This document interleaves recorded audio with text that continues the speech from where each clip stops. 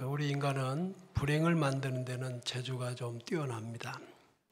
스스로 불행에서 벗어나기를 바라면서도, 그리고 행복하기를 간절히 소원하면서도 막상 몸에 배인 습관으로 불행의 늪에서 허우적거리는 경우가 대단히 많다는 것을 제가 지금까지 살면서 돌아볼수록 그것이 그런 것 같습니다.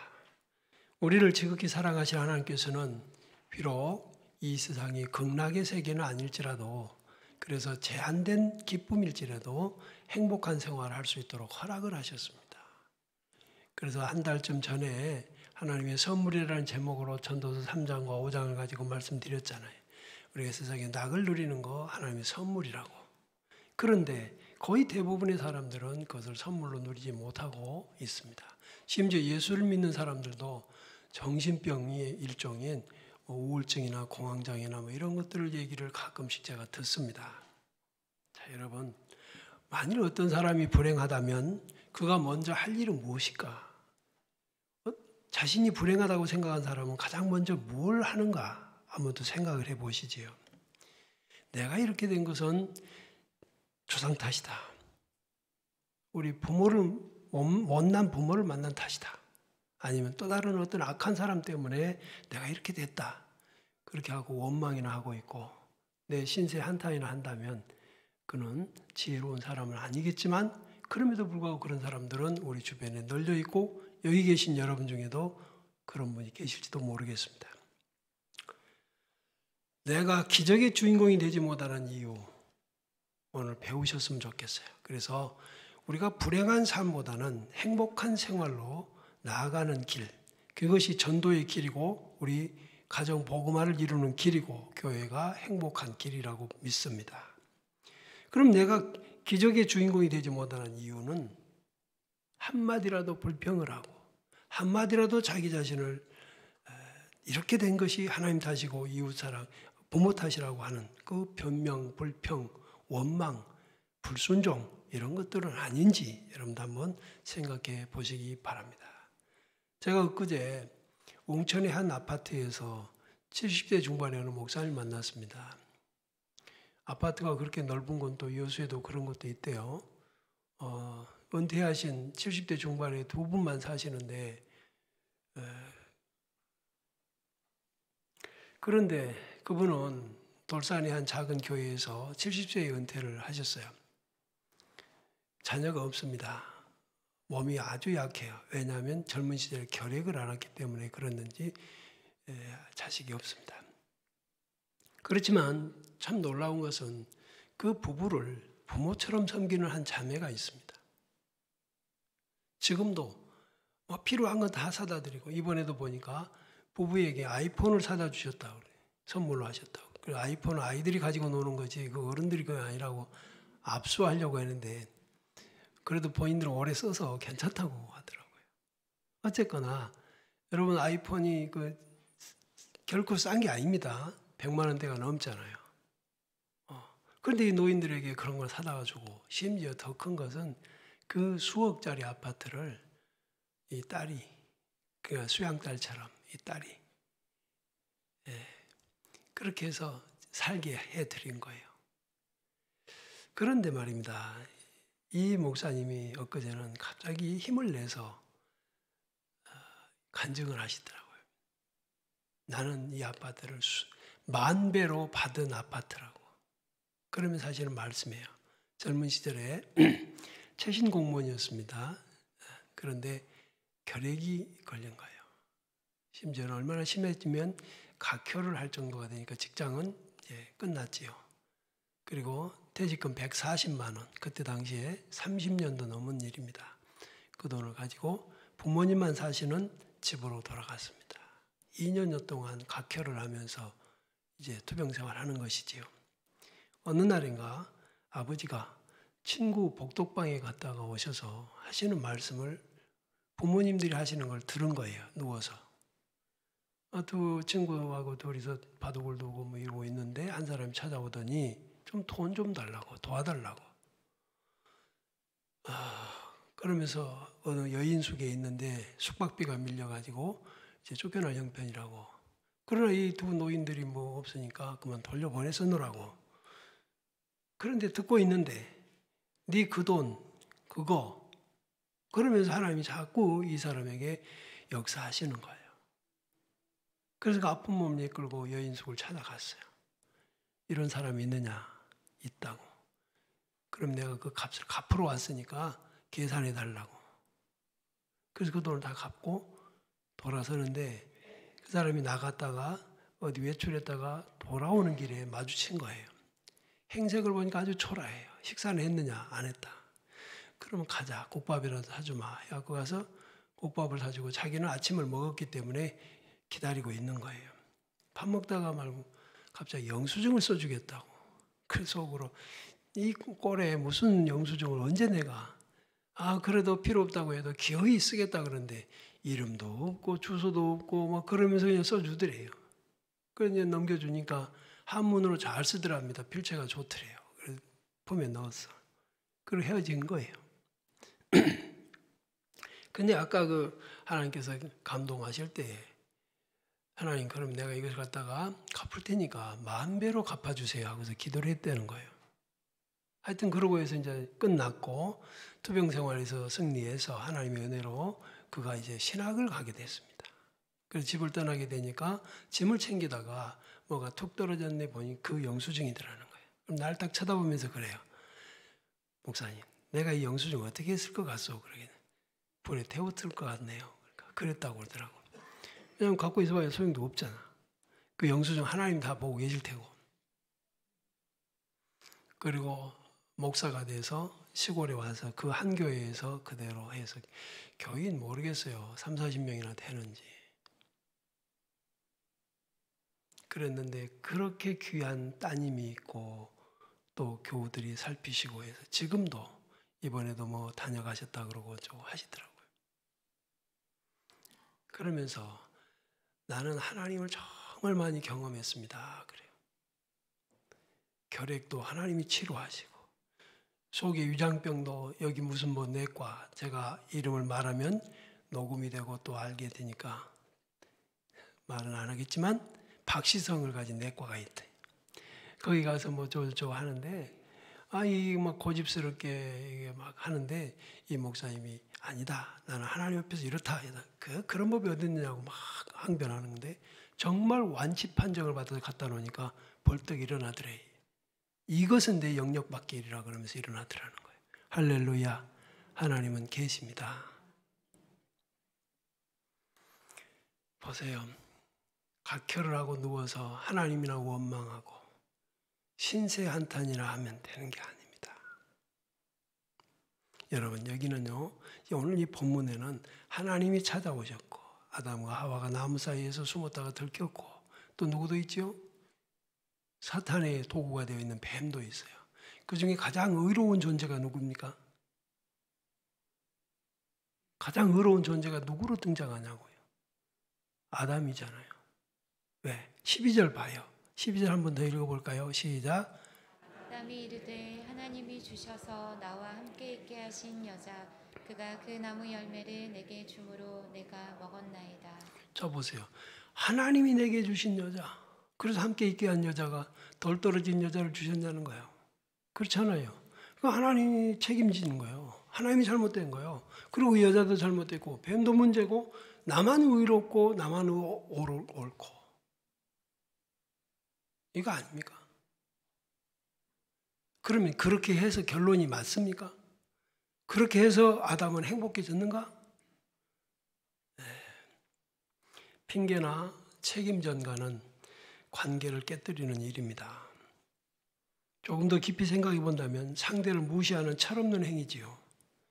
일이 이렇게 된 것은 상대방이 나보다도 몰랐기 때문에 나보다 무능하기 때문에 일어났다는 것이잖아요. 그래서 하나님이 그들에게 주신 동반자, 배우자에게 또 하나님이 주신 그 최고의 상황, 그 부여하신 상황도 다 못되게 해석을 하는 것입니다. 하나님이 잘못한 거라고. 하나님께서 그들에게 은사로 주신 특이한 어떤 것들도 이거 다 하나님 책임이다. 저는 여러분께 다시 한번 경고로 권고해 드립니다. 여러분, 제 주변에 예수 잘 믿는다는 분들이 노로에 골병 들어가지고 제법 계십니다. 망해가지고 아니 저 사람은 동네 잡고 소문난 저 유명한 교회의 헌신자였는데 저 사람 없으면 교회가 문 닫을 뻔했는데 이럴 정도로 알려진 존재지만 왜 저러냐? 왜 저렇게 병이 들었냐? 왜 저리 망했느냐? 하나님이 있냐? 이렇게 말한다면 여러분 이런 말 들어본 적 있죠? 뭐라고 답을 하겠냔 말이에요. 그래 하나님이 안 돌보시니까 그러네. 아닙니다. 여러분 우리가 그런 말 들으면 전도가 안 됩니다. 지금 전도의 문을 우리가 막고 있는 것이고 우리 스스로가 불행해지는 거예요. 오늘 이 말씀 속에서 그런 문제들이 풀려지기를 축복합니다. 여러분 자녀들 기를 때 엄마 탓이야. 엄마 다 엄마 때문이야. 그런 말 들어보셨을 거예요. 엄마들이. 잘 되면 내 탓, 못 되면 다 해봤잖아요. 우리 해봤잖아요. 얼마나 많이 배우자 탓을 했습니까? 얼마나 많이 가족 탓을 했냐고요. 제가 목사로 살면서 이 말씀을 준비하면서 참 많이 하나님 죄송합니다. 성숙하지 못해서. 부끄럽습니다. 뭐가 잘못되면 그래요. 여러분 인간의 변명이라는 것은 사실을 알고 보면 변명의 여지가 없는 것을 변명하려고 노력하는 애쓸 뿐입니다. 헛수예요. 하나님의 명령을 불복한 자가 무슨 변명이 필요하겠어요. 분명히 하나님께서는 선악과 먹지 마라. 먹으면 죽는다. 근데 그 11절에 보면 누가 네 먹었다고 네한테 말했느냐. 누가 너에게 네가 그걸 먹었느냐. 여러분 스스로 먹었습니까? 총칼 앞에서 할 수 없이 넘겼습니까? 왜 남을 핑계하는가? 지금 우리가 선택하고 우리가 행동한 것에 대해서 얼마나 많이 다른 사람을 핑계하고 변명하는가 말이에요. 하나님 탓, 배우자 탓을 하던 아담의 피는 우리 인류 전체에 유전되어 있습니다. 지금도 저와 여러분의 몸속에 그 변명과 책임전가의 못된 성향이 유전되어 있다. 이걸 압시다. 먼저 전제합시다. 그래야만 우리가 왜 불행한지, 그러면 어떻게 해서 행복한 생활로 나아갈 수 있는지 살필 수 있을 것 같습니다. 핑계나 변명은 남을 탓하는 못된 습관인데 이 습관은요, 불행해지는 비결입니다. 여러분, 불행하고 싶으면, 불행의 늪에 빠져서 허우적거리다가 죽고 싶으면 핑계, 변명, 책임 전가하세요. 타인에게 책임을 전가해서 관계를 깨뜨립니다. 지금 아담도 보니까 하나님을 책임을 전가시키니 하나님과의 관계가 깨지는 거예요. 배우자에게 책임을 전가시키니 배우자도 그렇게 사랑했고 한때는 내 뼈 중에 뼈고 살 중에 살이라고 했던 그 관계가 그렇게 깨져버리는 거예요. 여러분 배우자 간에는 그런 일 없습니까? 가족 간에는 그런 일이 없습니까? 잘 되면 내가 잘난 것이고 이런 일도 있잖아요. 애가 학교에서 상 받아갖고 오면 엄마 닮아서 그래. 또 나쁜 일 해갖고는 학교에 불려가면 아빠 닮아서 그래. 서로 그러죠. 시댁에 가니까 뭐라 합니까? 네 엄마 닮았다 합니까? 똑똑하고 잘난 것은 다 네 아버지 닮았다고 그래. 근데 친정 가봐요. 달라 또. 우리는 저마다 옳다고 우깁니다. 이것이 문제고 이것이 불행이라고요. 이것이 불행이에요. 이게 관계 속에서 깨어지는 기가 막힌 일이에요. 잘못을 저질렀으면 떳떳하게 좀 해야 될 텐데 부모 탓, 형제 탓, 누구 탓 다 남에게 돌려버려요. 이게 현대인들이에요. 그러면서 고독해지는 거예요. 이런 생각하고 있는 사람 마음에 평안이 없어요. 아 그래, 하나님도 이제 내가 이렇게 했으니까 하나님 자기 책임 알겠지. 응? 부족한 여자를 나한테 아내로 주고 하나님 뭐 철저히 회개할 걸. 행복해질 리가 없죠. 또 하나 핑계나 변명은 열등감에 빠지는 사람이 되게 만듭니다. 왜냐하면 자기의 결점을 숨기고 변명하다 보면요 성장할 기회가 없어요. 자기 반성의 기회를 통해서 우리는 성숙해 가야 할 텐데 핑계하고 변명하는데 언제? 여러분, 어떤 약속 시간에 늦은 사람이 핑계 변명을 하면은 그 사람은 다음에 빨리 오겠어요? 늦게 오겠어요? 틀림없이 늦게 와요. 아이고 너무 죄송해요. 너무 죄송해요. 그러면서 그저 왜 그랬느니 잘했느니 그런 거 할 거 하나도 없어. 그냥 그를 기다리게 했다는 거, 그 분위기를 망쳤다는 것에서 책임을 지고 마음 깊이에서 다음엔 절대 안 그래야지 하는 각오가 세워지면 뭐라도 그 많은 사람들을 오히려 민망해. 너희들 왜 빨리 와서 기다리고 있어? 이런 정도로. 하나님 아버지는 늘 최상의 것으로 주십니다. 아멘. 그러면 아담에게 주신 하와는 최상의 것일까요? 최하일까요? 여러분에게 주신 것은요. 고린도서 4장 7절에 보면 내게 있는 것 중에 받지 아니한 것이 무엇이냐 그랬어요. 다시 말하자면 우리는 우리의 존재 자체가 하나님으로부터 받은 것뿐입니다. 아멘. 우리는 창조주가 아니기 때문에 하나님이 다 주신 것이에요.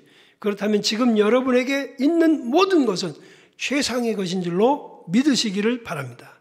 그것이 환경이든 사람이든 어떤 자신의 건강이든 간에 가장 최선의 것이다. 가장 알맞고 가장 적당하고 늦지도 빠르지도 않은 타이밍에 문제는 말입니다. 그것을 받아든 우리에게 달렸어요. 그것은 우리의 생명도 육체도 하나님이 주신 최상의 것인 줄로 믿으시기 바랍니다. 그런데 자녀를 잉태하는 과정에서 부모가 몸 관리 잘못하고 먹어서 안 될 것, 또 생활의 무절제 이런 것들로 해서 자녀를 또 힘들게 낳게도 되죠. 정말 조심해야 될 일인 것 같아요.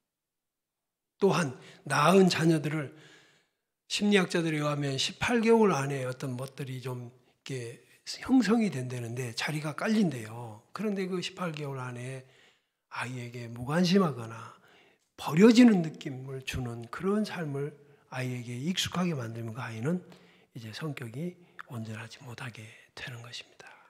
다시 말하자면 가장 좋은 것으로 받았으면서도 과로와 과식과 무절제한 방탕함 등으로 관리하는 데 실패해놓고 거기서 나타난 결과에 대하여 하나님 보고 책임을 지라고 한다 그 말이에요.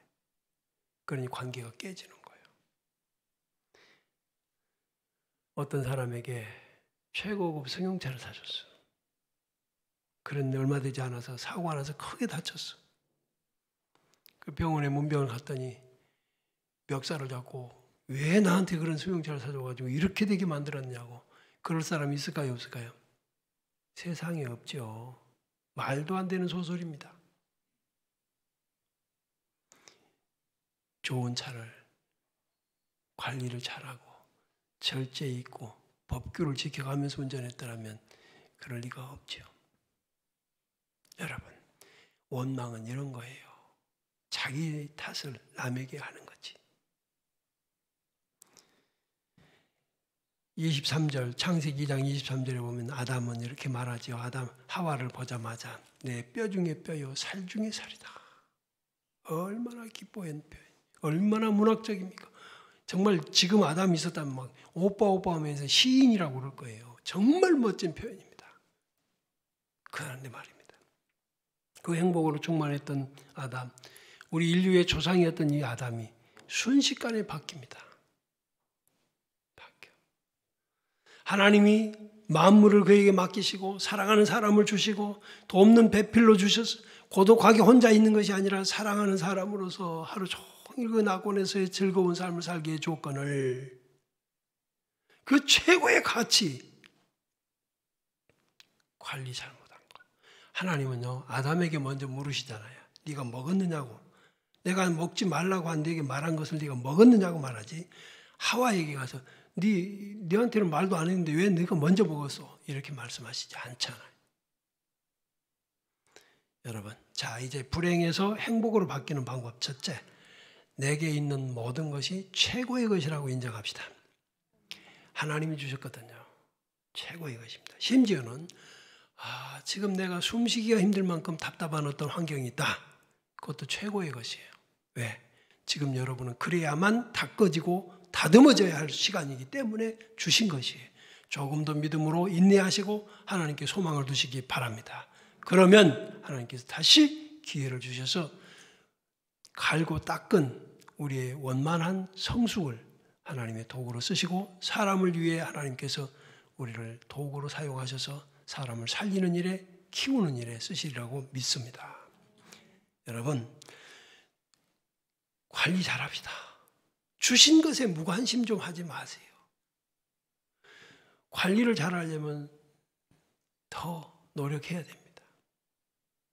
제가 최근에 스마트폰 기술을 내가 다 사용하고 있나 해서 유튜브를 좀 검색을 해봤더니 야, 이렇게 숨겨진 기능, 또 이번에는 뭐 생일이라고 얘가 뭐 그 갤럭시 워치 그거 최신형을 사서 보냈어요.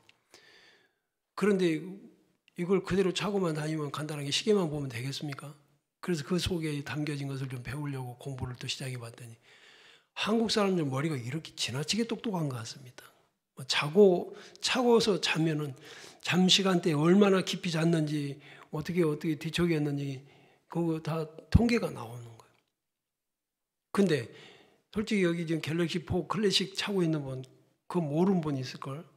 몇 시요 이것만 보고 몇 걸음 걸었나만 보고 얼마나 손해입니까? 그 비싼 걸. 그러면 내가 그것을 사용하지 못하면 제조회사 탓입니까? 내 탓입니까? 여러분, 우리에게 주신 수많은 은사와 달란트들이 개발되지 않은 것은 내 탓이지 제조회사인 하나님 탓이 아니에요. 배우자도 그렇고 가족도 그렇고 직장 동료도 그렇고 내가 그들에 대해서 관심을 좀 더 가지면, 좀 더 사랑하는 마음을 가지면 훨씬 관계가 윤활성 있게 갈 건데. 또 하나 있습니다. 오남용도 문제입니다. 우리가 누리고 있는 첨단 기술의 편리함도 놀랍지만 아직도 하나님은 우리에게요 채 발견되지 아니한 놀라운 혜택들을 숨겨두셨고 우리 인류는 계속 기술과 문명의 발전들을 이루어가도록 할 것입니다. 그런데요 거기서 너무 많은 편리와 너무 많은 효율을 강조하다가 보니까 원자폭탄이 만들어지고 저렇게 사람을 죽이는 일이 벌어지고 러시아가 우크라이나에서 사용한 폭탄은 터지면 쇠못 같은 것이 우산 빗줄기처럼 퍼져서 사람 몸에 박히더만. 누가 만들었을까? 이건 오남용이죠. 최고의 머리로 사람을 살리고 사람을 키우고 행복한 일에 썼으면 좋겠는데 사람을 제압하는 데 쓰고 죽이는 데 쓰는데 저는 이때마다 항상 머릿속에 궁금한 게 있어요. 총 만든 사람은 그 총에 안 맞아 죽나? 그럴까 안 그럴까? 자기 가족은 안 죽을까?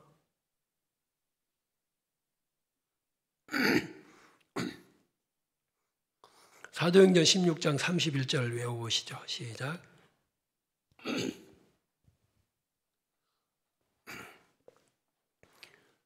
아니 여러분 사도행전 16장 31절은 뭐예요? 무슨 중앙교회 교인이라고 하면 안 되는데 이거. 조성성 집사님도 모르나? 큰일. 자 시작. 이르되 주 예수를 믿으라 그리하면 너와 내 집이 구원을 받으리라 하고. 아 이거 편집 잘 하셔야 될 것 같아요. 와. 여러분 정말 많은 것을 다 아셔야 되겠지만 사도행전 16장 31절 빼면 어떻게 해. 주 예수를 믿으라 그러면 너와 네 집이 구원을 받으리라. 예수 믿을 때 내가 처음으로 믿을 때 이 말씀이 소망이 아니었어요? 이게 기도 제목 아니었냐고. 제가 처음으로 우리 집안 가문에서 처음으로 이걸 믿을 때 예수 믿을 때 저는 이 말씀을 가슴에 담고 살았어요. 그런데 그게 뭐예요? 어떻게 하면 너와 내 집이 구원을 받을까? 가만히 있으면 아닙니다. 우리가 주의 말씀을 따라 살면서 변화되고 새로워지면 우리 가족이 나의 변화를 안 되니까 저거 성격 그렇게 못돼 먹었더니 저게 예수 믿고 나서 저렇게 달라지다니. 뭔가 있긴 있구나. 저걸 다루는 사람은 세상에 없을 줄 알았는데 저게 뭐가 달라지네. 있어요. 어떤 크리스찬이 레스토랑에 들어갔는데 마침 옆자리에서 뭐 투덜거리는 소리가 들려서 귀를 기울여 보니까 막 하면서 난 태어날 때부터 죄인으로 태어났대잖아. 나한테 책임이 없어. 내가 죄인이라는데. 내가 성경이나 목사들이 시키는 대로 하지 않는다고 해도 하나님 나한테는 심판 못할걸? 내가 죄인이라면서 만약에 심판하면 죄인이 죄 짓는 거 뭐 하면서 공정치 못하다고 투덜대는 거예요. 가만히 듣다가 이 크리스천이 그 사내에게 갔어요. 실례합니다 하고 가서 금방 옆에서 그러시던데 하나님은 우리가 죄인으로 태어난 것 때문에 우리를 정죄하지 않는다고. 아니, 그런데 하나님 우리가 죄인으로 태어났다고 할지라도 거기에서 도망갈 길, 피할 길을 열어주시는 구세주를 주셨는데 곧 예수 그리스도를 주셨는데 그걸 거부하고 끝까지 죄악 중에 남는다면 하나님은 그때 우리를 정죄하실 것이라고 말씀합니다. 그러면서 예를 들었습니다. 한 번만 들으세요. 그러면서 한밤중에 누군가가 당신 선생님 집에 문을 막 두드립니다. 그리고 지금 불이 났다고. 그런데 당신들은 너무나 깊은 잠에 빠져 있어 집에 불 난 줄도 모르고 잠이 들었다. 근데 막 외치는 소리에 잠이 깼다. 그럼 이 상황에서 당신이 책임질 일은 뭡니까? 그랬어요. 그냥 뭐 경고를 들었다면 할 수 있는 한 빨리 집에서 빠져나와야 되겠죠. 그러다 크리스찬이 다시 말합니다. 그런데 말이에요. 불이 난 것을 경고해 줬는데도 아까 선생님이 말씀한 것처럼 나는 이 집에 내가 불 안 질렀어. 내 책임 없어 하면서 가만히 앉아 계신다면 어떻게 될까요? 그럼 바보겠죠. 그러다 타 죽어도 뭐 누구 원망할 수도 없겠고 그렇게 풀이 죽은 소리를 하더라고 그럽니다. 사랑하는 형제와 자매 여러분, 지금도 우리는 지옥이 아닌 천국으로 갈 길을 하나님 열어주셨다는 것을 인정하셔야 됩니다. 지금까지 우리는 불행보다는 행복한 삶으로 살아갈 수 있는 것을 하나님 기회를 주셨다는 것도 믿으시기 바랍니다. 단지 내가 그 일에 너무 무관심했고 무능했고 노력하지 않았어요. 남 탓하는 일은 익숙해졌지만 그것이 잘못된 것이라는 것, 그것 때문에 한 번도 행복해지지 못했다는 것, 남 탓을 책임 전가를 다 해놓고 나서 나는 속이 후련한 적이 없다는 것을 알면서도 고쳐지지 않는 미성숙한 크리스천들로서 그러면서도 교회의 직분자라고 그리고 직장에 나가서 어쩌고 저쩌고 한다고 그러니 사람을 살리고 사람을 고치는 일에 어떻게 헌신할 수 있겠느냐 하는 말이에요. 스스로도 불행한데 참된 신앙인은 조상, 이웃 탓하지 않을 것입니다. 왜? 원망하는 마음에 책임 소재를 자기 위에 모두가 다 갖는 것. 그건 약자의 변명이고 비겁한 자의 변명이라고 저 생각해요. 저도 많이 그랬었지만 이 말씀을 준비하고 또 그리고 이제 좀 더 나이가 들어가면서 또 목사의 삶을 살면서 성찰의 기회가 자주 있다 보니까 그게 아니다 하는 것을 더욱 깨닫게 됩니다. 우리 신앙인들은 정신박약자 아닙니다. 또한 견광부의하는 자들도 아니지요. 병적인 열등의식의 소유자도 아니에요. 우리는 외유내강입니다. 겉은 그런 것 같아도 속은 강하여 지킬 것 지키고 기준을 가지고 살아가는 우리라고요. 아멘. 세상이 우리를 버린다고 할지라도 주님을 마음에 모신 자는 그 마음에 평화가 있습니다.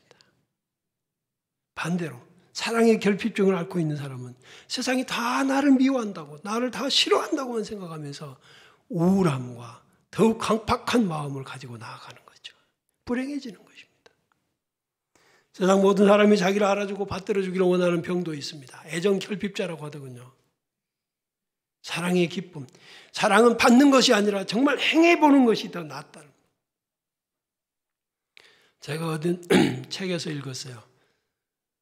한 중년 여인이 남편 사업은 성공해서 자꾸 사업으로 바빠갖고 집안 돌아오지도 않고 애들은 커서 대학을 가고 직장을 가면서 아침 갔다 올게요 하고 나가면은 딱 홀로 남겨진 고독함 속에서 우울감이 찾아왔고 자신은 무능하고 할 줄 아는 게 아무것도 없다는 것 때문에 정신병이 깊어지기 시작했어요. 이웃에 사는 어떤 분이 그걸 감지하고 함께 서울에서 인천까지 가가지고 지하철 타고 자기가 봉사하는 그 복지시설에 가서 봉사하자고. 아주 오래된 일입니다. 처음에는 마지못해서 갔고 자기같이 사장 사모가 이런 더러운 구석에 와가지고 손을 내밀어서 목욕을 시켜주고 걸레를 빨고 하는 게 이게 그래서 못마땅하고 힘들었지만 그래도 하는 신용이라도 하자 하면서 한 번, 두 번 하다가 보니까 언젠가 어느 세월에 갔는데 자기의 병이 고쳐져 있었어요. 여러분, 사람은 책임 전가해갖고 사는 게 아니라 사랑하여 상대방을 품고 사는 거예요. 그때 행복입니다. 사랑 결핍증을 이렇게 해석해 보세요. 줘도 내가 사랑을 덜 준 것 같아서 미안한 마음으로 그런 결핍을 가지고 산다면 그 사람은 진짜 행복한 사람일 것이에요. 그런데 받아도 부족하다고 하는 그런 사랑의 결핍증을 가진 사람은 정신병자입니다. 지금 우리는 핑계와 변명으로 보낼 것이 아니라 사랑으로 투자해야 될 때입니다. 하나님께서 거두게 하시는 은총을 누리는 기회로 삼는 것. 아까 그 목사님처럼 젊은 청춘 때에 그때 어떻게 여러분 결핵에서 살아나는 게 쉬웠습니까? 거의 대부분 죽었죠. 그때 거의 대부분 죽었습니다. 결핵은. 주신 것 관리 잘하는 방법 있습니다. 우리에게 하나님이 다 주셨는데 이제부터 여러분 이렇게 좀 관리 좀 잘합시다. 만족합시다. 첫째, 욕심 부리지 말고 최상의 것이다. 그리고 욕심 버리고 감사하는 거예요. 만족, 감사. 아멘. 바울이 위를 쳐다보자면 한이 없습니다. 위를 쳐다보자면 한이 없어요. 목사도 등급이 있어요. 아시죠? 그런데 그래 갖고 안 돼. 여러분 우리 그리스 신화에서 마이더스라는 그 아시죠? 우리 한글에도 뭐 이렇게 마이더스 해갖고 뭐 상점 가게도 만들어지고 그랬던데 마이더스라는 게 뭐예요? 황금의 눈이 먼 왕이 어느 날 신을 통해서 네 소원이 뭐냐? 내가 만지는 것마다 황금이 되었으면 좋겠다. 그래 그렇게 해봐라. 만지는 것 황금이네. 신기합니다. 만졌습니다. 하루 종일 그는 왕궁을 돌아다니며 만지기 시작했어요. 저기서 공주가 옵니다. 사랑하는 외동딸이 옵니다. 아빠 하고 왔는데 만지니까 뭐가 됐어요? 그대로 황금 덩어리가 됐지요. 그럴 하루가 저물었습니다. 그는 자기 손으로 만들어 온 이 황금의 세계를 바라보면서 해가 지는 황혼역에 절망합니다. 사랑하는 딸도 세상에 내 손이 닿는 순간에 황금으로 밝혀. 소원대로 꿈꾸던 대로 다 이루어졌지만 그게 아니야. 그게 아니야. 그래서 그는 황금의 복판에서 절망하면서 이렇게 부르짖습니다. 내가 원한 것은 황금이 아니었다. 내 딸 메리의 생명을 돌려주세요. 내가 원한 것은 황금이 아닙니다. 한 모금의 물을 주세요. 물도 먹으려고 하면 황금이 되어버립니다. 내가 원한 것은 황금이 아닙니다. 지나간 시절 친구들과의 우정입니다 하면서 만족하면 됩니다. 물은 물이어야 됩니다. 물이 금일 필요 없어요. 아멘. 비록 우리가 가난하고 딸에게 예쁜 드레스 하나 입혀줄 수 없는 형편이라 할지라도 딸은 생명이어야지 생명입니다. 교회 여러분, 지금 최상의 삶을 누리고 있다고 다시 한번 확신하십시오. 마이더스 왕은 황금 만드는 기계, 제조 기계에 불과한 것이지요. 우리 주님 앞에서 지금 나는 불행한가, 행복한가 살펴봐야지. 마무리합니다. 악한 모함으로 요셉이 옥에 갇히게 됐죠. 그때 왜 요셉은 변명하지 않았을까? 자, 여기 변명 나옵니다. 책임 전가 왜 안 했을까? 할 수 있잖아요. 해야 맞겠지요. 근데 왜 안 했을까? 어떤 분이 두 가지로 정리를 해놨어요. 하나는 해명을 하면 정말 절대적으로 요셉을 신임했던 보디발이 자기 아내의 잘못을 캐내기 시작하고 가정은 깨질 것이다. 둘째, 내가 입 딱 다물고 감옥에 가면 나머지 문제는 하나님이 해결하실 것이다. 할렐루야. 하나님이 해결하실 것이다. 여러분, 이 부분도 또 우리에게 있습니다. 하나님이 해결하실 부분이 있다. 그런데 요셉의 판단과 행동이 옳았습니다. 왜? 하나님이 입증해 주시잖아요. 이런 말씀이 있죠. 아무에게도 악을 악으로 갚지 말까. 모든 사람 앞에서 선한 일을 도모하라. 로마서 12장 17절 말씀입니다. 우리가 선하게 사는 건 하나님의 속성입니다. 원하시는 것이지요. 그러므로 우리는 내게 다가오는 극악한 환경, 처참함 이런 것보다 더 그 환경을 대하는 내 마음, 내 믿음이 더 중요하다는 사실을 먼저 깨달으셔야 됩니다. 지금도 불행의 늪이되어 나는 불행하다, 나만큼은 불행하다 라고 생각하는 분이 계시다면 이 말씀 앞에 돌아봐야 돼요. 환경이 문제가 아니에요. 내 믿음의 문제입니다. 문제의 크기보다 내 믿음의 크기가 더 중요하다는 사실을 아셔야 돼요. 책임을 전가하는 불행한 인격보다 실수나 허물을 인정하고 행복한 생활로 나아가는 긍정적이고 성숙한 인격자가 되어야 소금과 빛의 역할을 감당할 것이고 그게 전도자가 될 것입니다. 감히 창조주요 전능하신 하나님 앞에서까지 핑계와 책임을 일삼은 우리 인류입니다. 그러니 어찌 사람들 사이에서 핑계와 변명, 책임 전가가 쉽게 사그라들겠습니까마는 우리는 그리스도 예수 안에서 회복의 은총을 누리는 중입니다. 신중하게 살되 실수와 허물은 인정합시다. 사과하며 책임질 줄 아는 성숙한 인격, 바로 그게 여러분의 가정의 복음화 비결입니다. 직장 복음화 비결이에요. 그렇게 선한 도구로 헌신할 것을 다짐하시는 성도들을 제가 축복해 드립니다. 일어나서 같이